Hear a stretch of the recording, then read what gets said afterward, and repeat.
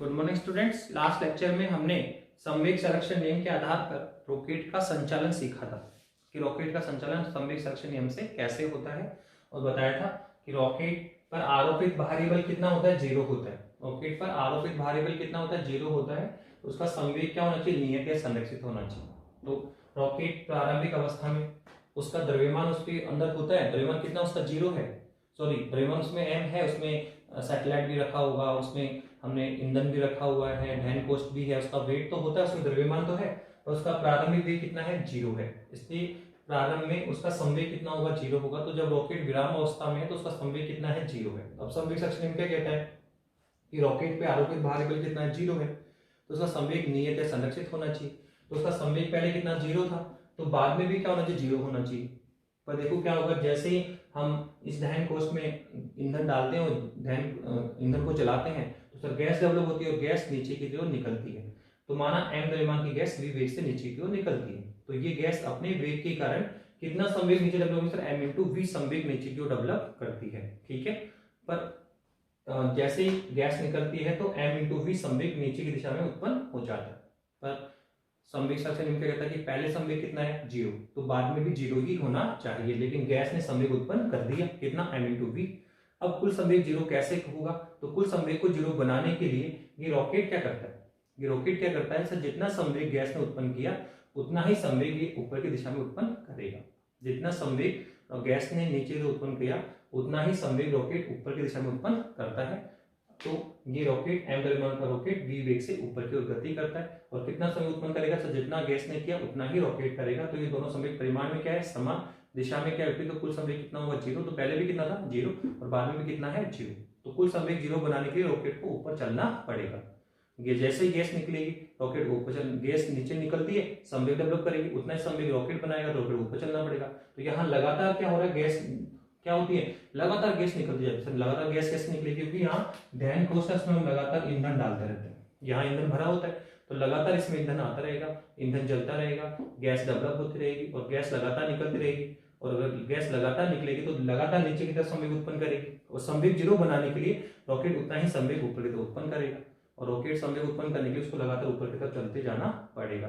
इस तरह से जब तक गैस बाहर निकलती जाती है तब तक रॉकेट ऊपर की तरफ चलता जाता है। ठीक है, तो ये हमने लास्ट लेक्चर में सिखा दिया था। अब इस लेक्चर में हम लोग क्या निकाल रहे हैं सर, रॉकेट की गति को स्टडी करेंगे और रॉकेट के लिए अंतिम वेग की सूत्र का वर्णन करेंगे। जो रॉकेट का फाइनल वेग कितना होगा सर, प्रारंभिक वेग 0 है, इसका वेग धीरे धीरे क्या होगा, जैसे रॉकेट ऊपर जाएगा ना रॉकेट हल्का होता चला जाता है, और रॉकेट हल्का होगा तो उसका द्रव्यमान कम होगा, और द्रव्यमान कम होगा तो वेग क्या होगा, बढ़ेगा। तो धीरे धीरे रॉकेट का वेग बढ़ता जाता है और बढ़ते बढ़ते अधिकतम हो जाएगा, तो वो उसका अंतिम वेग हमें निकालना है। तो रॉकेट के लिए अंतिम वेग का सूत्र हम निकालने चाह रहे, तो निकाले।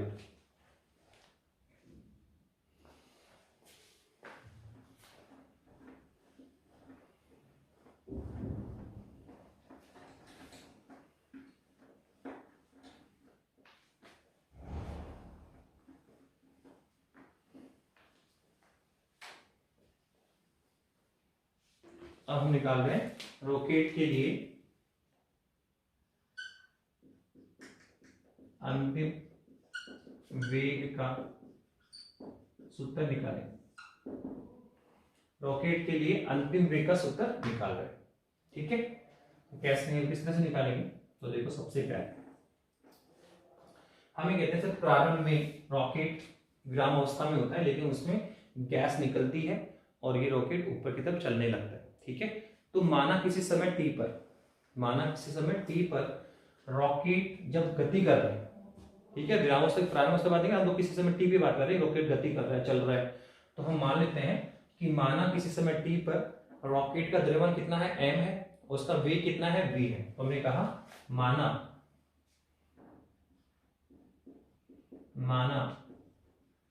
किसी समय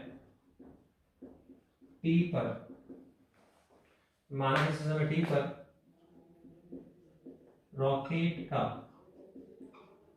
द्रव्यमान कैपिटल M है तथा उसका वेग v है।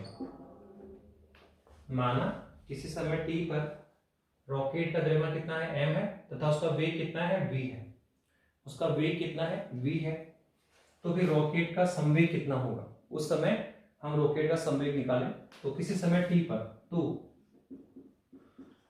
किसी समय t पर रॉकेट का संवेग t बराबर कितना होगा sir, m into v. Rocket का द्रव्यमान कितना है m, और किस वेग से गति कर रहा है, v वेग से गति कर रहा है। ठीक है, माना कोई समय t है, समय t पर रॉकेट का द्रव्यमान m है, उसका वेग v है, तो वो m द्रव्यमान का रॉकेट v वेग से ऊपर की तरफ गति कर रहा है, तो उसका संवेग कितना है, मास इनटू वेलोसिटी, ये है उसका। ठीक है, अब हम मान लेते हैं कि सर इस समय t के पश्चात, हम मानते हैं कि सर ये t समय के पश्चात की बात है, अब हम मानते हैं कि माना उस समय t के बाद में, t समय के पश्चात, माना डेल t समय में, माना डेल t समय में, t समय गुजर गया था, इस t से कुछ समय और गुजरा, और माना डेल t समय में यहां ये जो dm द्रव्यमान की गैस है, यहां से गैस निकलेगी, तो माना डेल t समय में dm द्रव्यमान की गैस u वेग से नीचे की ओर गतिशील होती है। ठीक है, इसी समय t पे द्रव्यमान कितना था m, कोई टाइम t है, उस पर द्रव्यमान रॉकेट कितना है m, उसका वेग कितना है v, ये है टाइम t पर। अब आप कह रहे हो सर इससे डेल t समय और ले लो, अर्थात कितना समय हो गया t प्लस डेल t समय। ठीक है, डेल t समय पश्चात की स्थिति लिखो आप, तो हम मान लेते कि माना डेल t समय में dm द्रव्यमान की गैस u वेग से नीचे की ओर निकल जाती है। ठीक है, अब बताइए अगर डेल t समय पश्चात dm द्रव्यमान गैस नीचे की ओर निकल गई, तो अब रॉकेट का द्रव्यमान कितना होगा सर, m ही होगा सर, उसका द्रव्यमान कम हो जाएगा, m माइनस dm हो जाएगा सर। क्यों, क्योंकि सर उसके अंदर से dm द्रव्यमान गैस निकल गई, तो जो गैस निकल रही है, जो गैस का द्रव्यमान निकला सर, वो रॉकेट का इंटरनल पार्ट तो था। जब गैस नहीं निकल रही थी तब पहले वेग द्रव्यमान कितना था m, वेग कितना था v, फिर हमने कहा डेल t समय में कितने, डेल t समय बाद की बात करें तो डेल t समय में dm द्रव्यमान की गैस और निकल गई, तो dm द्रव्यमान गैस निकल गई तो उसका द्रव्यमान dm कम हो जाएगा, तो अब उसका द्रव्यमान कितना हो गया m माइनस dm हो गया।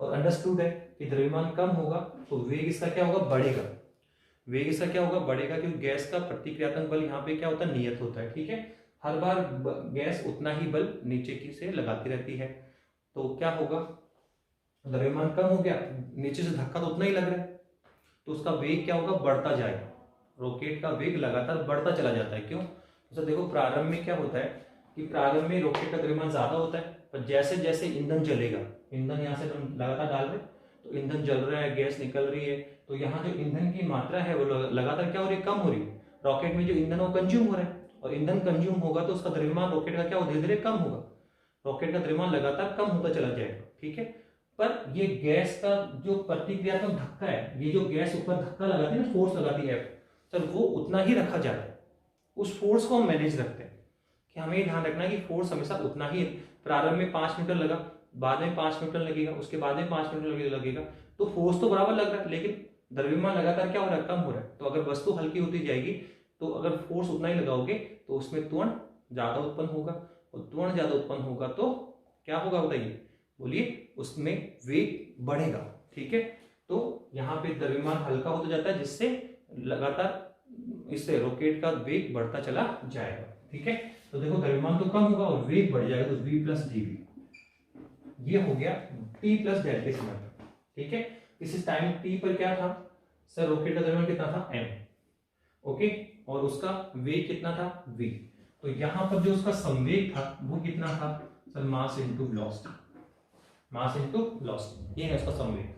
पर जैसे time t plus del t हुआ, t प्लस डेल t हुआ, तो सर अब dm द्रव्यमान की गैस, dm द्रव्यमान की गैस u वेग से नीचे की ओर निकल गई है, तो अब जैसे ही द्रव्यमान dm निकलेगा तो dm कम हो गया, वेग उसका बढ़ गया। तो अब देखो क्या हो रहा है कि सर अब ये रॉकेट की बात करेंगे, तो सर रॉकेट का द्रव्यमान कितना है, m माइनस dm, और ये किस वेग से गति कर रहा है सर, ये गति कर रहा है v प्लस dv वेग से। ठीक है, ये कौन सी कंडीशन है, t प्लस डेल t समय पर, t प्लस डेल t समय पर, पहले हमने t टाइम लिया, फिर t प्लस डेल t लिया। पर संवेग सक्शन नियम क्या कहता है, तो संवेग सक्शन नियम ये कहता है कि संवेग सक्शन नियम क्या कहता है, तो संवेग सक्शन नियम क्या कह रहा है कि सर रॉकेट का संवेग नियत या संरक्षित होना चाहिए, क्योंकि सर रॉकेट पर आरोपित भारी बल कितना है, 0 है। रॉकेट पर आरोपित भारी बल कितना है, 0 है, तो रॉकेट का संवेग नियत या संरक्षित रहेगा। रॉकेट का जो संवेग है सर वो क्या रहेगा, नियत या संरक्षित रहेगा। तो सर इसका मतलब ये हुआ कि संवेग कांस्टेंट है, नियत रहेगा, अर्थात टी टाइम पे जो संवेग होगा sir T plus delta T समय का संवेग भी उतना ही होना चाहिए। तो हम कह सकते हैं संवेग संरक्षण नियम से, संवेग संरक्षण नियम से। संवेग संरक्षण नियम क्या कह रहा है कि सर टी टाइम का जो संवेग है, ठीक है, उतना ही संवेग T plus delta T time का होना चाहिए। यही है संवेग संरक्षण नियम। टी टाइम का जो संवेग है उतना ही संवेग किसका होना चाहिए, टी प्लस डेल्टा टी का होना चाहिए। तो देखो सर टी टाइम का संवेग कौन है, सर टी टाइम संवेग कितना है, मास कितना है m, वेलोसिटी कितनी है v, तो संवेग कितना होगा sir mass into velocity. Okay, तो सर ये तो हुआ इस टाइम t का संवेग। अब sir t plus delta T का संवेग निकालो, t प्लस डेल्टा टी का संवेग निकालो। तो sir t plus delta T का संवेग निकालेंगे तो सर देखो यहाँ पे संवेग कितना होगा, तो सर यहाँ संवेग दो होंगे, एक तो होगा सर किसका, रॉकेट का, एक संवेग किसका होगा, रॉकेट का होगा, और सर एक किसका होगा, गैस का होगा। तो पहले तो रॉकेट का निकालो, तो सर रॉकेट का द्रव्यमान कितना है, m माइनस डी एम, उसका वेग कितना है, v प्लस डी वी। तो रॉकेट का संवेग ऊपर की तरफ कितना होगा, सर वो होगा m माइनस डी एम, और इंटू में क्या आएगा, v plus d v. Sir ये हो गया किसका संवेग, सर ये संवेग हो गया रॉकेट का, किधर, ऊपर की तरफ। ठीक है, तो पहले लिखा सर टी टाइम का संवेग, द्रव्यमान कितना था m, वेलोसिटी कितनी है v, तो सर m इंटू। अब t प्लस डेल्टा टी समय का संवेग लिखो, तो sir t plus delta T में दो संवेग आएंगे, एक तो आएगा रॉकेट का और एक आएगा गैस का। एक तो किसका आएगा, रॉकेट का आएगा, और एक किसका आएगा, गैस का आएगा। किसका आएगा, गैस का आएगा। तो देखो रॉकेट में कितना आएगा, सर ये आएगा m माइनस डी एम, द्रव्यमान कितना है m माइनस डी एम, और वेग कितना है v प्लस डी वी। तो सर ये तो हो गया किसका, रॉकेट का। अब किसका लिखना सर, गैस का। सर गैस कितने द्रव्यमान गैस है, डी एम द्रव्यमान गैस है, सर u वेग से नीचे की ओर गतिशील है, तो सर इसका संवेग कितना होगा, dm into you, mass into velocity, mass into velocity. पर ये किधर है, नीचे की तरफ, हमें इसको लेना है ऊपर की तरफ। हमें किसका लेना है, ऊपर की तरफ। ऊपर की तरफ लोगे तो क्या लेना पड़ेगा, तो माइनस dm इंटू लेना पड़ेगा। क्या लेना पड़ेगा, माइनस dm इंटू यू लेना पड़ेगा, माइनस dm इंटू यू लेना पड़ेगा। तो ये हमने टोटल लिख लिया है। क्या लिखा, तो ये था टाइम t का संवेग, mass into velocity. t plus delta समय क्या हुआ, सर कुछ गैस भी निकल, डीएम में गैस निकल गई, ये रॉकेट ऊपर जाने लग गया। तो सर यहाँ दो समय होंगे सर, एक तो किसका, रॉकेट का, ये रहा, रॉकेट का द्रव्यमान कितना हो गया, कम, m माइनस डी एम, वेग क्या हो गया, बढ़ गया, तो mass into velocity, sir rocket का संवेग। फिर सर गैस निकल रहा है, sir DM into you, gas का द्रव्यमान, वो गैस का संवेग सर किधर है, नीचे की तरफ, पर हमें संवेग ऊपर एक ही दिशा में लिखना है, ऊपर की तरफ लेना है। तो नीचे कितना है, डीएम इंटू यू, तो ऊपर दिशा में कितना होगा सर, माइनस लगा तो विपरीत दिशा उल्टी हो जाएगी, तो ये हो गया सर। तो ये हमने लिखा, ठीक है। अब इसको सॉल्व करें, तो ये था संवेग संरक्षण नियम कि किसी समय t का संवेग किसके बराबर होगा, t प्लस डेल्टा समय के संवेग के बराबर होगा। तो दोनों को हमने ले लिया, तो कितना आ रहा है बताइए, तो ये आ रहा है m इंटू वी बराबर m इंटू यू बराबर कितना आएगा, सर ये है तो मल्टीप्लाई करो तो कितना आएगा, करिए मल्टीप्लाई, तो m इंटू वी आएगा, प्लस कितना आएगा m dv, plus m dv, कुछ नहीं कर रहे हैं, m को पकड़ रहे हैं, m को v से गुना कर रहे हैं, m को dv से गुना कर रहे हैं, तो कितना आएगा m dv। ओके, और फिर कितना आएगा सर, dm किससे गुना होगा, v से, तो प्लस कितना आएगा v dm। ओके, और लास्ट में क्या आएगा, dm इंटू dv, लास्ट में क्या आएगा dm इंटू dv, और ये कौन है, minus u dm, u dm। हो गया। अब देखो क्या हो रहा है, आप देखो सर ये जो mv है, तो ये mv से mv कैंसिल हो गया, mv से क्या कैंसिल हुआ, mv कैंसिल हो गया। ओके, और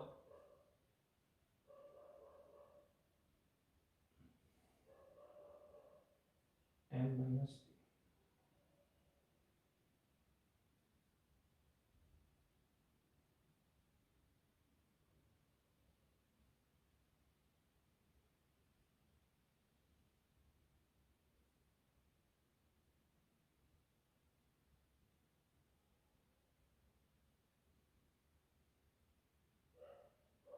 एक छोटी सी गलती करके बताओ, यहाँ पे क्या करना है सर, ये तो है रॉकेट का संवेग, सर गैस का लिखना है, तो गैस का जो संवेग आएगा सर वो आएगा सापेक्ष संवेग आएगा। क्या आएगा? सापेक्ष संवेग आएगा। कैसे सर? यहाँ u वेग से वो नीचे जा रही है और सर ऊपर की तरफ वेग क्या है सर, v प्लस dv वेग है, तो ये गैस का रॉकेट के सापेक्ष वेग निकालना पड़ेगा।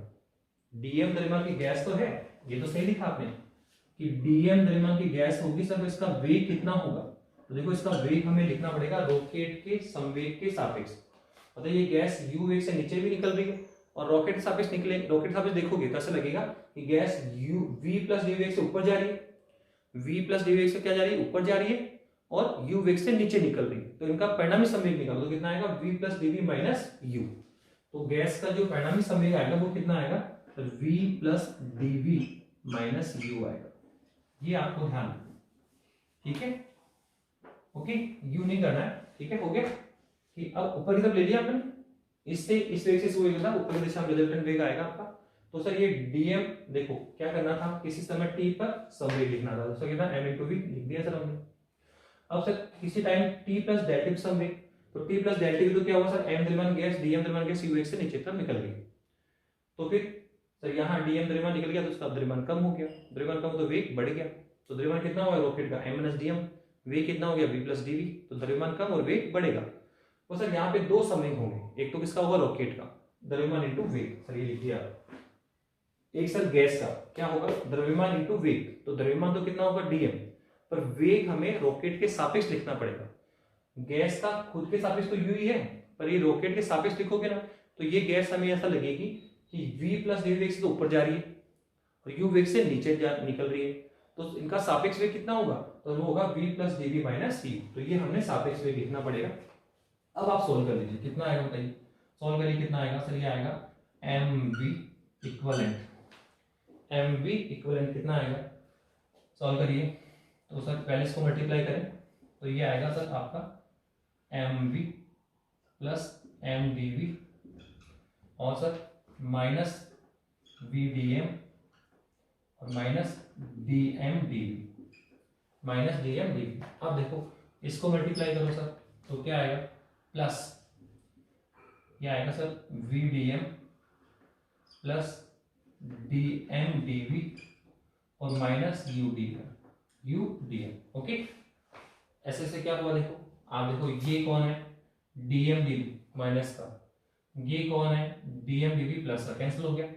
अब देखो ये कौन है vdm माइनस का और ये कौन है vdm प्लस का, कैंसिल हुआ, तो 1 2 3 4 4 से कैंसिल हो गई। और आप ये भी देखना कि mv से mv भी कैंसिल हो जाएगा, तो कुल मिला के हमारे पास ये आएगा लास्ट में mdv माइनस udm इक्विवेलेंट 0, ठीक है। आगे तो मैथमेटिक्स बेटा, बस यहाँ पे समझ में आना चाहिए, इस टाइम t का संवेग लिखेंगे, फिर t प्लस डेल्टा का संवेग लिखेंगे, तो t पे तो कितना होता है, मास इनटू वेलोसिटी, और t प्लस डेल्टा पे क्या होगा सर, रॉकेट का संवेग भी लिखना पड़ेगा और गैस का भी लिखना पड़ेगा, तो रॉकेट का संवेग मास इनटू वेग लिख दिया सर ये, और गैस का सर मास इनटू वेग, पर वेग रॉकेट के सापेक्ष निकालो तो क्या आएगा, v plus dv minus u, बस फिर इसको मल्टीप्लाई सोल्व कर लिया, तो यहां तक आ गए। अब इसको आप सोल्व करिए, अब सोल्व करेंगे तो क्या होगा, इसको हमें इंटीग्रल साइन से लेकर आना पड़ेगा, ठीक है। तो अब करिए कितना आएगा,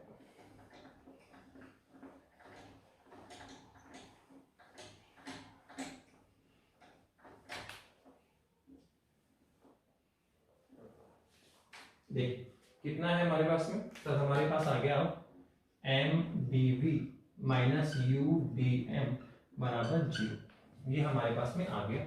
और हमें सर किसके लिए सोल्व करना है, सर हमें इसको अंतिम वेग, रॉकेट की वेग का सूत्र निकालना। क्या निकालना सर, रॉकेट के वेग का सूत्र निकालेंगे, उसको वेग के लिए सोल्व करना है, तो कैसे करेंगे बताइए। तो सर इसको लिख के जाओ तो क्या होगा, mdv बराबर कितना आएगा, udm, ओके, mdv बराबर क्या आएगा, udm आएगा।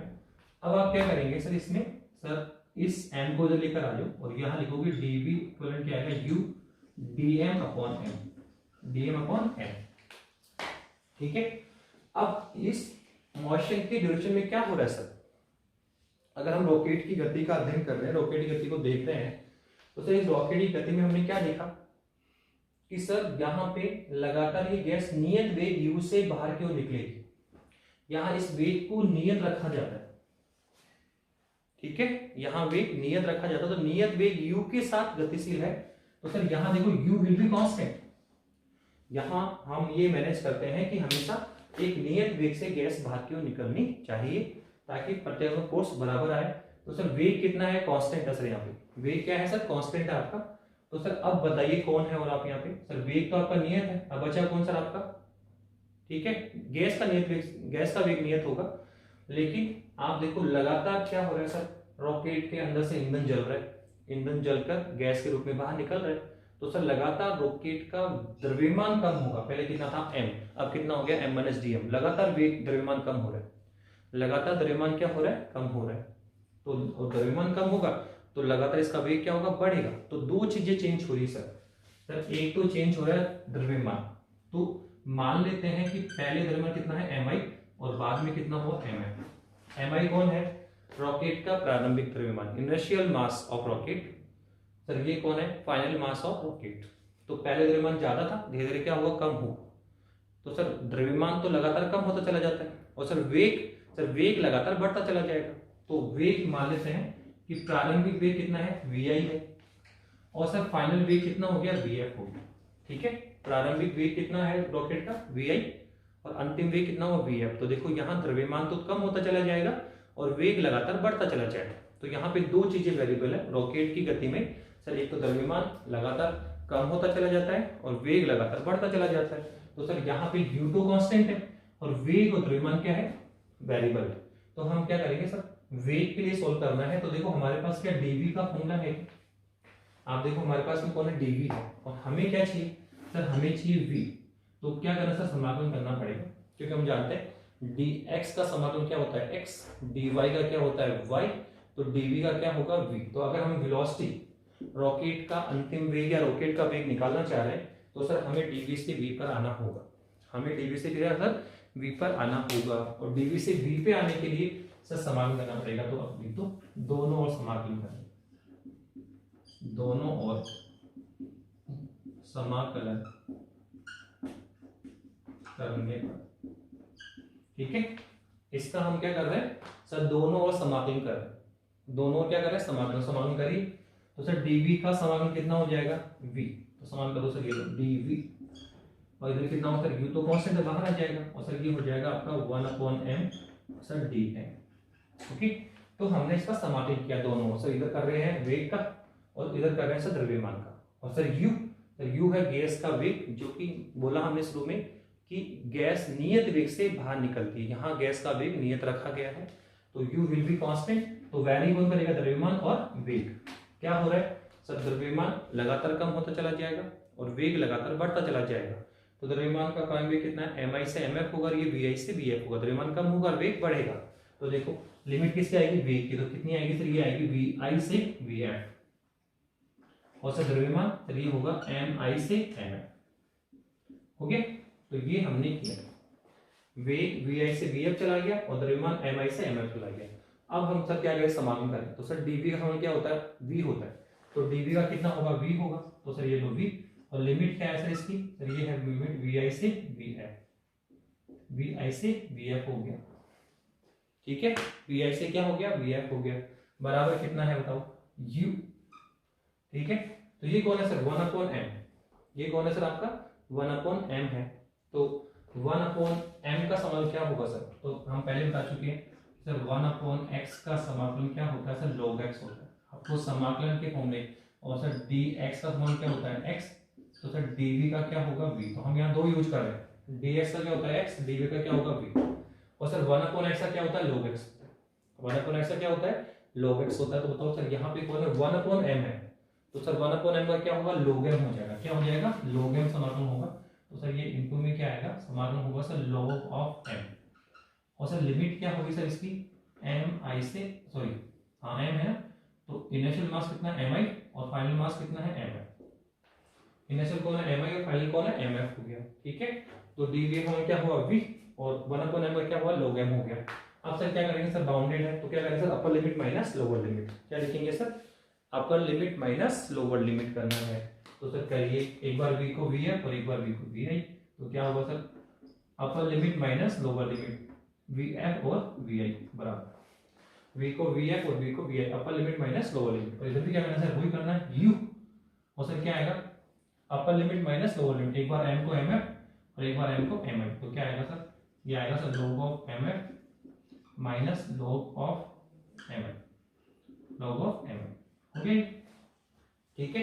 तो upper limit minus lower limit, upper limit minus lower limit हो गई, तो log mf माइनस, अब इसको कैसे कर सकते हैं सर, ये हो गया sir vf minus vi equivalent कितना आएगा सर u, तो ये होता है log a minus log b, एक फॉर्मूला होता है आपका क्या sir, log a upon b, तो क्या होता है सर, ये होता है log a minus log b, यहां हम एक फॉर्मूला यूज कर रहे हैं sir, log a upon b क्या होता है sir, log a minus log b होता है, तो देखो ये कौन है, log a minus log b है, तो क्या लिखेंगे इसको, log a अपॉन b लिख देंगे, तो ये आएगा sir log of mf upon mi, ठीक है।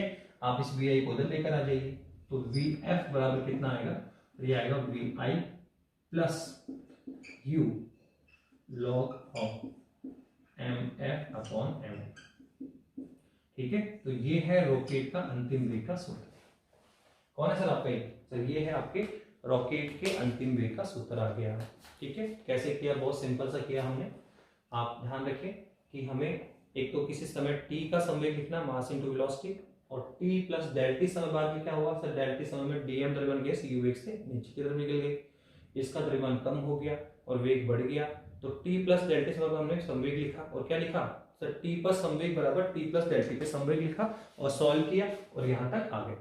उसके बाद में सर कुछ नहीं है, समाकलन किया सर, और इसमें क्या हुआ सर, लगातार यहाँ द्रव्यमान तो घटेगा और वेग बढ़ेगा, तो द्रव्यमान घटता चला जाएगा, वेग बढ़ता जाएगा, तो द्रव्यमान mi से कहाँ गया mf और वेग vi से कहाँ गया vf, ठीक है। तो वेग लगातार बढ़ता, हमने वेग फाइनल निकाल लिया। अब ऐसा भी हो सकता है सर, vi कौन है, अगर पूरा लिखें हम लोग सर, यहाँ हम लिखें तो कौन है सर, vi कौन है सर, रॉकेट का प्रारंभिक वेग, vf कौन है सर, ये है रॉकेट का अंतिम वेग, ठीक है। mi कौन है, रॉकेट का प्रारंभिक द्रव्यमान, mf कौन है, रॉकेट का फाइनल द्रव्यमान, ठीक है।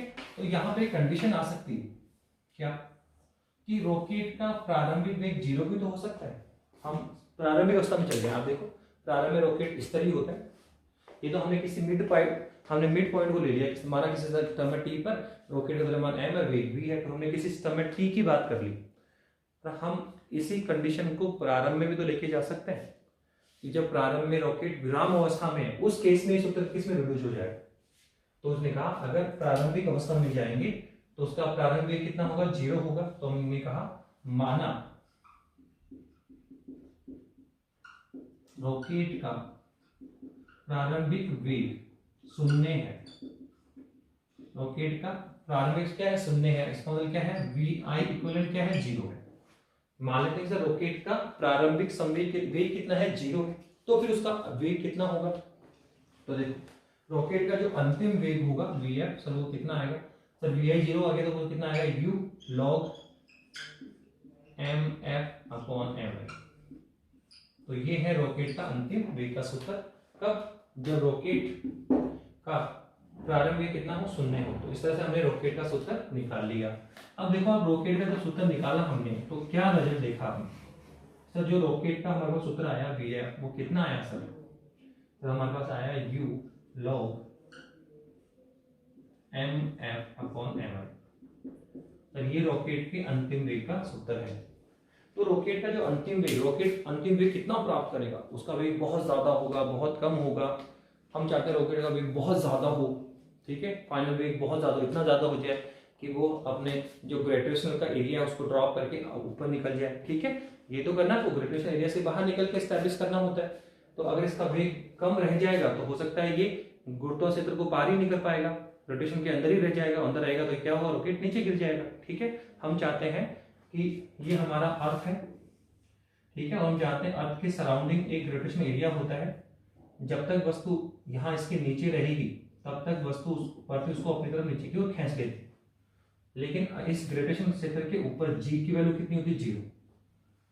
गुरुत्वाकर्षण क्षेत्र से बाहर निकल गई तो ग्रेविटेशन कितना होगा? 0 होगा। अगर वस्तु यहां पर पहुंच गई तो पृथ्वी उसको वापस अपनी ओर नहीं खींच पाएगी, क्योंकि वहां जी कितना हो गया? 0 हो गया। पृथ्वी के द्वारा वस्तु पे आरोपित गुरुत्वाकर्षण बल कितना है? 0 है। तो वापस वस्तु नीचे की ओर नहीं आएगी, लौट कर नहीं आती, वो यहीं पे मुक्त विचरण करती है। तो हम रॉकेट से क्या करते हैं? तो रॉकेट की सहायता से हम क्या करते हैं? सैटेलाइट जो होते हैं हमारे, जो उपग्रह है, ठीक है, उनको हम सब अंतरिक्ष में स्थापित करना चाह रहे हैं। तो वो नीचे वापस नहीं गिरने चाहिए। वो अंतरिक्ष में स्थापित कब हो पाएंगे? जब वो इस ग्रेविटेशनल बॉर्डर से बाहर निकल जाए। बाहर निकल गए तो फिर पृथ्वी का नेचर खत्म हो गया। फिर वो केवल इसके ग्रेविटेशनल इफेक्ट में क्या करेंगे सर? इसके गोल गोल गोल गोल क्या करते हैं सर? चक्कर लगाते रहेंगे। क्या करेंगे? चक्कर लगाएंगे। तो हम ये कहना चाह रहे हैं कि सर यहाँ पर क्या है सर, यहाँ तक जाने के लिए सर वेलोसिटी बहुत ज्यादा होनी चाहिए। सर इससे ग्रेविटेशन को पार करना चाहते हो सर, यहाँ वेलोसिटी बहुत ज्यादा होनी चाहिए। तो सोचो वेलोसिटी ज्यादा करने का उपाय क्या करना चाहिए? तो वेलोसिटी किस किस पे डिपेंड कर रहा है? तो देखो, जो रॉकेट का फाइनल वेग होगा सर, सबसे पहले तो हम बात कर रहे हैं कि वो रॉकेट के द्रव्यमान पे डिपेंड कर रहा है कि रॉकेट का प्रारंभिक द्रव्यमान कितना है, उसका अंतिम द्रव्यमान कितना रहेगा। ठीक है, तो रॉकेट का द्रव्यमान इसके अंतिम वेग को प्रभावित करता है। ठीक है, तो रॉकेट के द्रव्यमान का निर्धारण हम करके उसके वेग को कम या ज्यादा कर सकते हैं। द्रव्यमान आप ऐसा डिसाइड करें कि वेग हमें ज्यादा लेना है, कम लेना है। तो जो अंतिम वेग है सर, वो रॉकेट के द्रव्यमान पर निर्भर करता है। साथ में सर गैस का वेग, कि आप किस नियत वेग से गैस को बाहर निकालते हैं। और साफ दिख रहा है, क्या दिख रहा है कि जो रॉकेट का फाइनल वेग है Vf है sir, direct proportional to u। जो रॉकेट का गैस का वेग है सर, वो उसके डायरेक्टली प्रोपोर्शनल समानुपातिक होता है। अगर गैस ज्यादा वेग से नियत गैस का वेग ज्यादा है तो उसका रॉकेट का फाइनल वेग भी क्या होगा? ज्यादा होगा। गैस कम वेग से बाहर निकल रही है तो उस फाइनल वेग भी क्या होगा? कम होगा। तो एक तो ये दिख रहा है कि आपको सर फाइनल वेग ज्यादा चाहिए, तो सर यहाँ जो गैस है उसका वेग भी ज्यादा होना चाहिए। और आप देखना, आप इसको ऑब्जर्व करना कि यहाँ गैस का वेग बहुत ज्यादा रखा जाता है। बहुत तीव्र वेग से गैस बाहर की ओर निकलती है, क्योंकि जितने तीव्र वेग से बाहर निकलेगी सर उतना ही प्रतिक्रियात्मक फोर्स ज्यादा लगेगा। और प्रतिक्रियात्मक फोर्स ज्यादा लगेगा तो रॉकेट को मिलने वाला जो अंतिम वेग है सर, वो भी क्या होगा? ज्यादा होगा। तो सबसे पहला फैक्टर तो यही है, सबसे इंपॉर्टेंट फैक्टर यही होता है कि सर हमें अगर फाइनल वेग ज्यादा चाहिए तो सर गैस का वेग बहुत ज्यादा रखना होगा। सर जो गैस निकल रही है वो तीव्र वेग के साथ निकलनी चाहिए, ताकि उस पर लगने वाला जो प्रतिक्रियात्मक फोर्स है, बल है सर, वो ज्यादा हो और फाइनल वेग भी क्या मिले? ज्यादा मिले। दूसरा सर, जो अंतिम वेग है सर, वो किस पे डिपेंड करता है सर? वो मास पे भी डिपेंड करता है। इस पे न्यूमेरिकल्स भी आ सकता है, ऑर्डिनरी न्यूमेरिकल आएगा उसमें। वो सिंपल न्यूमेरिकल कैसे कर सकता है? देखो, बहुत सिंपल सा न्यूमेरिकल आ सकता है सर कि रॉकेट गैस का जो नियत वेग है सर, वो कितना है? 100 किलोमीटर पर सेकंड दे दिया। एक सेकंड में 100 किलोमीटर स्पीड से गैस निकल रही है। रॉकेट का प्रारंभिक द्रव्यमान कितना है सर? 1000 किलोग्राम है। और उसका फाइनल द्रव्यमान कितना बताया सर? 50 किलोग्राम रह गया। तो फाइनल वेलोसिटी फाइंड आउट करें। फाइनल वेलोसिटी फाइंड आउट करें तो क्या नहीं निकाल सकते? क्या ऑर्डिनरी क्वेश्चन हुआ? ठीक है, क्या क्या दिया बताइए? उसने दिया कि किस वेग के साथ गैस बाहर की ओर निकल रही है। किस वेग के साथ गैस बाहर की ओर निकल रही है, एक तो हमें वो देखना है। ठीक है, किस वेग के साथ रॉकेट गैस बाहर की ओर निकल रही है, और रॉकेट का प्रारंभिक द्रव्यमान दे रखा है हमें, और रॉकेट का अंतिम द्रव्यमान दे दिया। और वो और क्या बोल रहा है? रॉकेट का फाइनल वेग निकालो। तो ये रहा सब, बहुत कोई भी निकाल लेगा आराम से। ठीक है, कोई भी निकाल लेगा। सपोज करो हमने इसको कर दिया 10 किलोग्राम। कितना कर दिया? 10 किलोग्राम। तो निकाल सकते हैं सर, कैसे? Vf कितना होता है सर? ये हो गया u log of mf upon mi। mf upon mi हो गया। अब चलिए आप बताओ u कौन है? कितना है सर? 100 किलोमीटर पर सेकेंड। तो सर ये हो गया, इसको मीटर में लेकर आइए तो ये हो गया 100 into 1000 मीटर पर सेकेंड, या हो गया 10 की पावर 5 मीटर पर सेकेंड। हो गया। तो सर ये तो गैस का वेग है। इसके अलावा इनर्शियल मास कितना है 1000 किलोग्राम, फाइनल कितना है 10 किलोग्राम, और फाइनल वेलोसिटी हमें निकालनी, तो पुट करो। तो कितना है सर, यू तो कितना है 10⁵ मीटर पर second into log. Sir MF कितना है देखो एमएफ कितना है 1000 kg है सर, यहाँ पे आ गया 1000 kg अपॉन सर नीचे कौन है 10 kg हो गया। अब देखो 1 0 से 1 0 गया तो कितना आया, तो हमारे पास 10⁵ इंटू लॉग ऑफ कितना आएगा सर 100, और हम जानते हैं log 10 की वैल्यू कितनी होती है 1, log 100 की वैल्यू कितनी होती है 2, log 1000 की वैल्यू कितनी होती है 3, जितने जीरो उतना ही मान। log 10 है तो 1 0 1 मान, log 100 है तो कितने जीरो 2, तो कितने मान होगा log 100 का मान 2, log 1000 का मान होगा log 1000 का मान कितना होगा 3, जितने जीरो उतना मान होता है। तो सर ये कितना होगा 10⁵ इंटू कितना आएगा 2, तो कितना आया 2 इंटू 10⁵ मीटर पर सेकेंड। ये हमारा रॉकेट का फाइनल वेग हो जाएगा। इस वेग के साथ रॉकेट ऊपर की तरफ मूव करेगा। अगर हमने गैस को किस वेग से निकाला 10⁵ मीटर पर सेकेंड, तो आप देख रहे हो जितना वेग गैस को दोगे तो उसी रेशियो में हमें रॉकेट का वेग प्राप्त होगा। तो सबसे इंपॉर्टेंट फैक्टर यही है कि हमें ध्यान रखना होगा कि अगर हम चाहते हैं कि गैस का वेग ज्यादा हो, गैस का वेग और सॉरी रॉकेट का फाइनल वेग ज्यादा हो, तो हमें गैस का वेग भी ज्यादा रखना पड़ेगा। ऐसे क्वेश्चन और एक सिंपल क्वेश्चन भी आता है ऐसे भी, हमने अभी भी बताया था कि प्रीवियस लेक्चर में बताया था संवेग संरक्षण नियम पे कौन है सर, राइफल गोला। तो उसने कहा कि ये हमारी तोप है सर, ये क्या है सर तोप है, तो इससे हमने गोला डाला, तो सर ये गोला है कितना सर m द्रव्यमान का, और सर वो v वेग से चला गया। तो खाली तोप का द्रव्यमान कितना है सर, खाली तोप का द्रव्यमान कितना m है, और सर ये v वेग से पीछे हटा। तो क्या होता है सर यहाँ पे, सर यहाँ होता है कि गैस गोले ने कितना द्रव्यमान डेवलप किया m इंटू वी, तो खाली तोप क्या करेगी सर उतना ही संवेग विपरीत दिशा में उत्पन्न करेगी। ठीक है, तो कितना करेगी सर, ये लो वो करेगी m इंटू वी। तो सर क्या सूत्र हुआ m इंटू वी बराबर मास इंटू वेलोसिटी। ठीक है, जहां पूरा लिखा जा सकता है कि ये m कौन है सर, ये है गोले का द्रव्यमान, v कौन है सर, ये गोले का वेग, कैपिटल M कौन है खाली तोप का द्रव्यमान, कैपिटल V कौन है खाली वेग का, खाली तोप का वेग, पीछे की तरफ वेग। तो यहाँ कितने मान है 4 है सर, कितने मान है 4। तो ये क्वेश्चन राइफल पे भी आ सकता है, तोप पे भी आ सकता है कि कितने मान है 4, 4 में से कोई भी 3 वैल्यू आपको दी जाएगी, 4 में से कोई भी 3 वैल्यू आपको गिवन होगी और चौथा वैल्यू पूछा जा सकता है। बस ये ध्यान रखो कि जितना संवेग गोले ने डेवलप किया उतना ही संवेग खाली तोप को डेवलप करना पड़ेगा, अर्थात ये दोनों आपस में क्या होंगे बराबर होंगे, दोनों आपस में क्या होंगे बराबर होंगे, और साथ में विपरीत दिशा में माइनस भी आएगा, साथ में क्या आएगा विपरीत। तभी तो उधर जाके देखो टोटल करोगे तो टोटल कितना आएगा 0, उसको उधर ले जाओ तो mv प्लस mv कितना होगा 0 हो जाएगा। ठीक है, तो यहाँ से कितने मान है 4 है, तो 4 में से कितने मान आपको मिलेंगे सर, 4 में से आपको 3 मान दिए जाएंगे। उसने कहा गोले का द्रव्यमान कितना था 10 किलो, 10 किलो का गोला फेंका, किस वेग से फेंका सर, ये फेंका 50 मीटर पर सेकंड के वेग से, इस वेग से हमने फेंक दिया 50 मीटर पर सेकंड के वेग से हमने इसको फेंका। ठीक है, अब खाली बंदूक का द्रव्यमान, खाली तोप का द्रव्यमान दे दिया, कितना दिया तो ये है 500 किलोग्राम, 500 किलोग्राम की तोप है। ठीक है, तो बताओ खाली तोप किस वेग से पीछे की ओर हटेगी, बताइए खाली तोप किस प्रतिक्षेपित वेग से पीछे की ओर हटेगी, ये क्वेश्चन आया। उसने कहा 10 किलोग्राम का गोला 50 मीटर पर सेकंड के वेग से तोप से दागा गया, और जो खाली तोप है उसका द्रव्यमान कितना है 500 किलोग्राम है। तो बताओ तोप किस वेग से पीछे की ओर हटेगी, प्रतिक्षेपित वेग पूछा गया अभी, तो कोई बात नहीं सर, कितने हैं 4 में 3 दे रखे हैं तो चौथा निकालो। तो सर v बराबर कितना आएगा, तो ये आएगा mv upon capital M, mv upon capital M, बस हो गया ये निकाल। ठीक है, तो m कितना है गोला 10 किलोग्राम इंटू v कितना है 50, अपॉन में सर कैपिटल M कौन है सर, कैपिटल M कौन है खाली तो कितना है 500, कितना है 500 है, देखो तो कितना हुआ सर, ये भी सर 5 है तो कितना हुआ सर 500 अपॉन 500, तो कितना आएगा कैपिटल होगा, कितना होगा 1 मीटर पर सेकंड।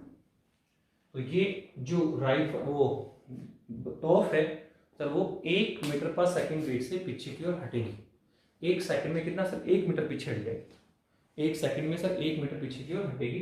तो सर ये हुआ प्रतिक्षेप पर वेग। ये कौन है सर?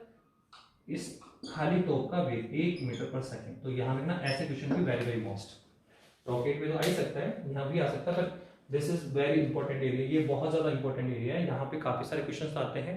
संवेग संरक्षण नियम पर जो एग्जाम्पल है, तो यहाँ पे बंदूक को लेके कर लेगा, राइफल को लेके कर लेगा, कोई बॉम्ब है उसके 2 टुकड़े हो गए तो उस पर भी क्वेश्चन आ सकता है। ठीक है, तो जहां कहीं भी संवेग संरक्षण नियम लग रहा है, आरोपित भारी बल 0 होना चाहिए। आरोपित भारी बल क्या हो? 0 हो। तो उसका संवेग क्या होता है? नियत या संरक्षित होता है। तो राइफल पे, तोप पर, या किसी बॉम्ब ब्लास्ट पर, रॉकेट पर, ये सब किसके एग्जाम्पल है सर? ये सारे के सारे संवेग संरक्षण नियम के एग्जाम्पल है। तो एक हमने इंपॉर्टेंट डिस्कशन कर लिया ये कि न्यूटन के नियम क्या है, पहला, दूसरा, तीसरा नियम, उसके बाद में संवेग संरक्षण नियम, उसमें रॉकेट का संचालन समझ लिया। अब हम एक नए टॉपिक पर आएंगे और वो हमारा होगा घर्षण बल। किसकी बात करेंगे? घर्षण बल क्या होता है, घर्षण बल कितने प्रकार का होता है। ओके, नेक्स्ट लेक्चर में बात करें। Thank you.